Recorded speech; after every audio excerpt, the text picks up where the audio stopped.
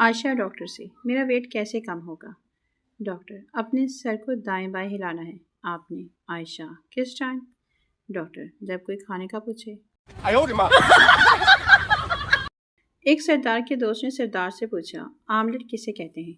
سردار نے اسے بتایا کہ آملیٹ دو طرح کا ہوتا ہے، ایک جو آم دیر سے پکتا ہے اس کو آم لیٹ کہتے ہیں، اور دوسرا جب آم کو لیٹ کر کھایا جائے تو اسے بھی آم لیٹ کہتے ہیں۔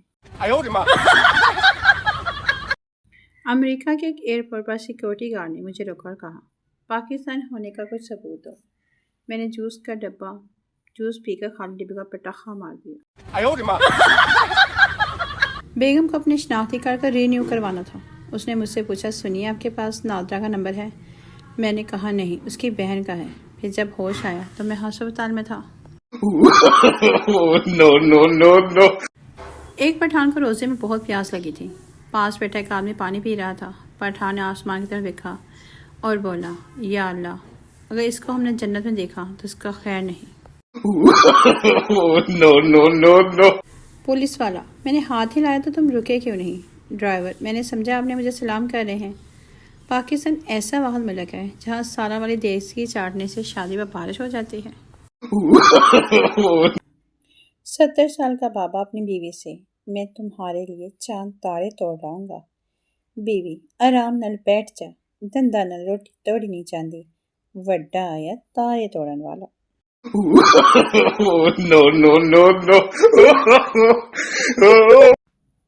ایک بچہ چاکلیٹ کھا رہا تھا تو آدمی نے کہا، اتنی زیادہ چاکلیٹ کھانا اچھا نہیں ہوتا۔ بچے نے کہا، میرے دادا جی 105 سال جیے تھے۔ آدمی، وہ چاکلیٹ کھاتے تھے کیا؟ بچہ، نہیں، وہ اپنے کام سے کام رکھتے تھے۔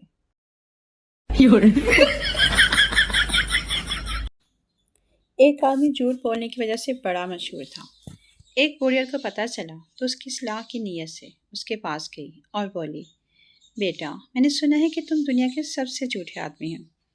آدمی بولا، دنیا کو دفع کریں جی، میں تو آپ کو دیکھ کر سخت حیران ہوں۔ کس عمر میں بھی یہ حسن و جمال، یہ دلکشی؟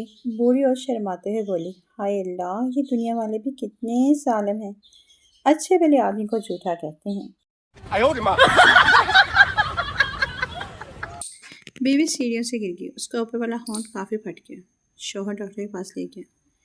ڈاکٹر نے کہا، ہونٹ سینا پڑے گا اور 300 روپے لگیں گے۔ شوہر خوشی دباتے ہوئے، ڈاکٹر صاحب آپ 600 روپے لے لیں اور دونوں سی دیں۔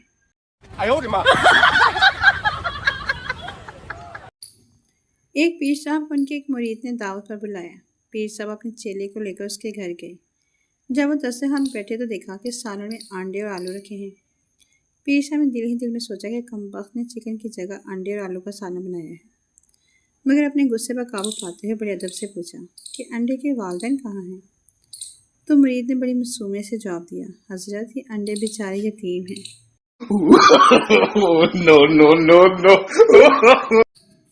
بلی، تم کتنے سال کے ہو؟ ہاتھی، 5 سال کا۔ بلی، اتنے بڑے کیسے ہو گئے؟ ہاتھی، نیٹو پیتا ہوں، بہترین نشرما کی 10 خوبیوں والا۔ تمہاری عمر کیا ہے؟ بلی، 30 سال۔ ہاتھی، اتنی چھوٹی کیسے ہو؟ بلی، پونڈز کریم لگاتی ہوں، بڑھتی عمر تو جیسے تھم سی گئی ہے۔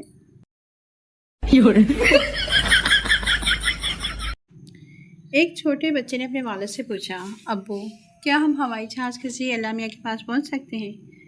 باپ نے جواب دیا، ارے اللہ میاں کے پاس تو کار میں بیٹھ کے بھی پہنچا جا سکتا ہے، بشرطیکہ کار تمہاری امی ڈرائیو کر رہی ہو۔